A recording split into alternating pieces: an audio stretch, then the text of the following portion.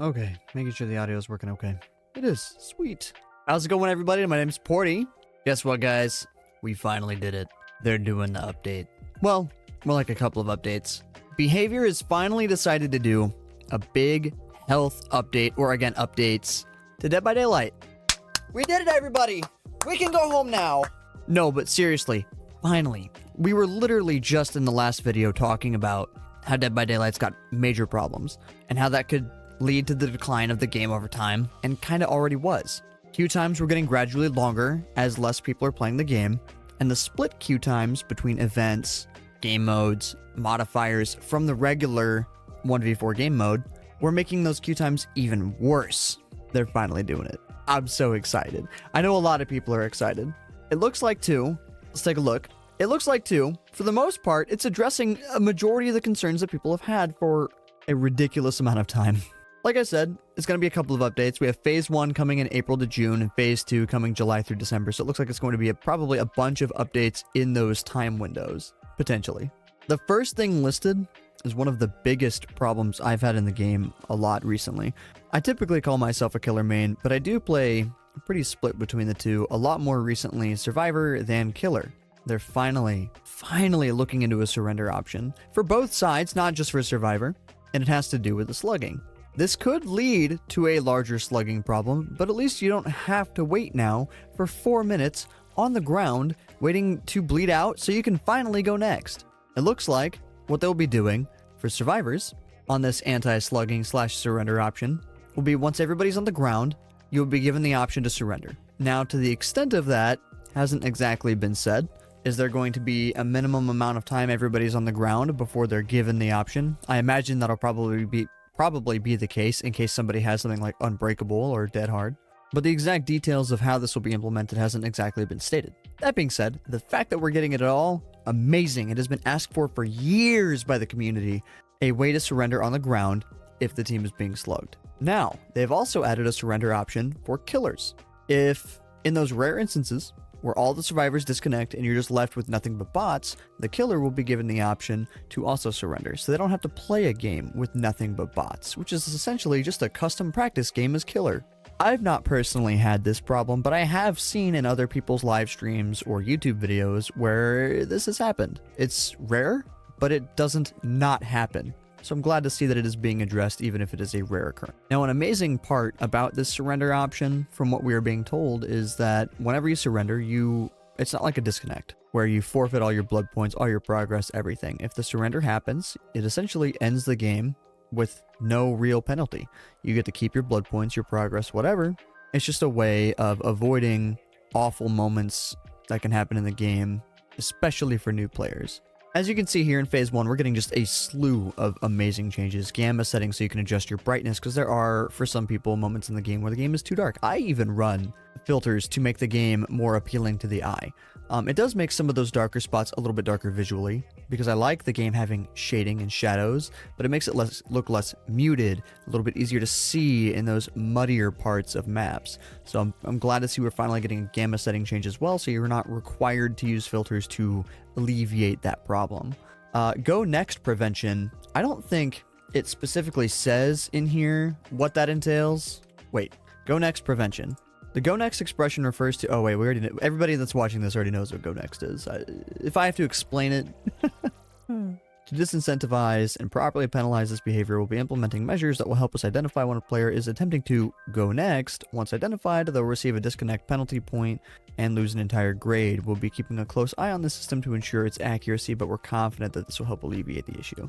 On the other hand, players who stick it out will be rewarded in their following match, essentially. So essentially, people who just run up on killer and wait for themselves to just die, or instantly kill themselves on hook, like after their first chase, for instance, will finally be penalized. It is so incredibly frustrating to see that happen. Other quality of life changes like body blocking prevention, spawn rules and map offering balancing. Map offerings especially, I'm really excited for that. So rather than being a almost guarantee of being sent to wherever you're using the map offering for now, they will be increasing its chances by 20%, and they do not stack. So you just have a higher chance of going to where you want to go, as opposed to a 99% almost guarantee that you're going to go there. The spawn rules too. It's a minor thing, but I'm happy that it's happening. Recently in matches, I hate to use the term gen rushing, but generators pop like that anymore. At least it feels like. That's because of the way that the current spawn rules are usually, yeah, you can spawn together randomly, but usually you spawn for the most part separated. So it's a lot easier to have a wider ground to cover for generator progress. So generators get progress a lot faster across the map, as opposed to 1 or 2 maybe being focused early on. You can have 3 or even 4 with significant progress by the time the second down even happens in the game, or depending on how long the first chase is, even the first down.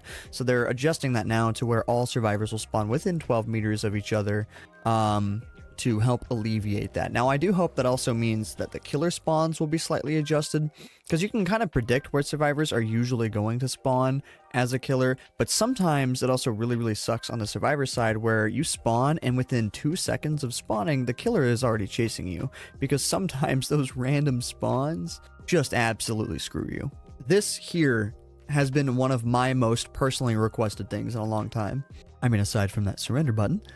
Is ever since they added the option to the blood web where you can hit the button and it just auto does the blood web for you, I've been sitting here saying, well, it costs about 1.1 million blood points to prestige a character.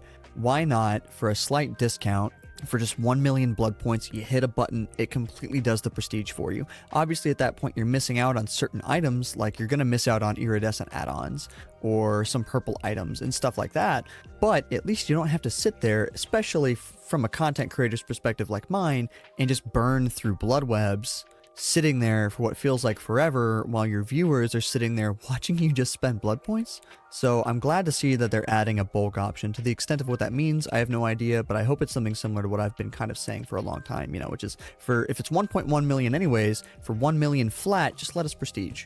That essentially means when you hit that 2 million cap, it's 2 guaranteed prestiges on whatever character or characters you're looking at. And again, other various quality of life changes, like a new quest system, which I imagine would be replacing like the dailies. More perk presets, so you have more than just 3. Preview your perks on lobby. It is a little vague. It says we'll be allowing players to see their own perk loadouts while in a lobby. I don't know exactly what that means, if that means you'll be able to see your team's perks, or if for some reason it's just another way of being able to view your own perks in a lobby. It's really hard to tell just based off of the wording. I want to assume that means you will be able to see your team's perks, which is phenomenal. That is absolutely needed. Something similar was in Dead by Daylight Mobile when that game was around, and it does help with that solo queue experience significantly, and would make that new player experience just all the better, especially with our anniversary chapter this year probably being Five Nights at Freddy's. And then in Phase 2, more anti-slugging continued improvements, anti-tunneling. I don't know exactly if they listed that. No. They haven't listed the exact specifics of the Phase 2 stuff yet. They've just talked about the Phase 1 stuff, other than what's in this roadmap. But more anti-tunneling, more anti-camp, MMR updates. I really don't know what that means, but boy, howdy, have I been saying for the longest time that MMR either needs to be radically updated or just revert that back to the old survivor and killer grade system as opposed to the MMR. Map and key item balancing. Finally, I only use 2 maps. I use the map from the blood event that we had last year, and red maps with the add-ons that let me see totems whenever I bring 4 boon totems as survivor. It's my super boon build. That's the only time I'll use a map. I won't even use the lower map grades because they're not worth it. Keys are also only really useful for aura reading, and it's for killer aura reading. Yeah, sometimes you get some use if you make it to hatch and the hatch gets closed, but that is a very niche circumstance. Very rarely will you actually see value out of that, or even see other people get value out of that. We're finally getting keyboard and mouse on consoles, custom game improvements. I hope that means things like custom game modes that are already in the game. You could add into custom games, like if we could do a custom 2v8 or better spectating tools for things like tournaments. Accessibility improvements, again, they haven't detailed exactly what that is. I'm sure as we get closer to July, that'll be more fleshed out in their forums. Prestige rewards, Again, don't know what exactly that would entail. I assume that means better additional prestige rewards, maybe as you go up in prestige levels, and reduced login steps. I'm pretty sure that just more means along the lines like it's faster to get the game loaded up. And then various bug fixes for long-standing problems, and this game is notorious for having long-standing problems. Like, bugs and glitches will remain in the game for weeks to months to years, and there are some problems in the game that have been around almost since the game came out. And it's been through now its second game engine, and these problems are still there. It's insane. I'm glad to see though that behavior is finally hearing these concerns. I hate that it had to be, because they're what is arguably going to be their biggest chapter launch being the FNAF chapter. I hate that it took that to get to this point, but I'm glad it's finally happening. It is one of those instances I will take what I can get. I'm glad to see that this will finally be happening, that it'll be pulling in more players rather than just simply retaining players by improving the continued experience and the new player experience with what I would hope would be all of these changes.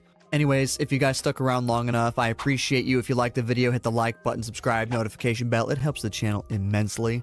I know my upload schedule has been really weird recently. I had to start a new job. The training is like 8 weeks long, and the schedule is very varying, for lack of a better word. So I've been pretty much having to plan my life on a week-by-week basis, as opposed to what normally would have been I could plan out a few weeks to a month or two. That being said, I will see you guys in the next video. Thank you again for sticking around. My name's Porty. I'll catch you guys in the next one. Or over on Twitch, I am live 3 days a week over there if you want to see more. I'm rambling now. I'll catch you guys later. Bye!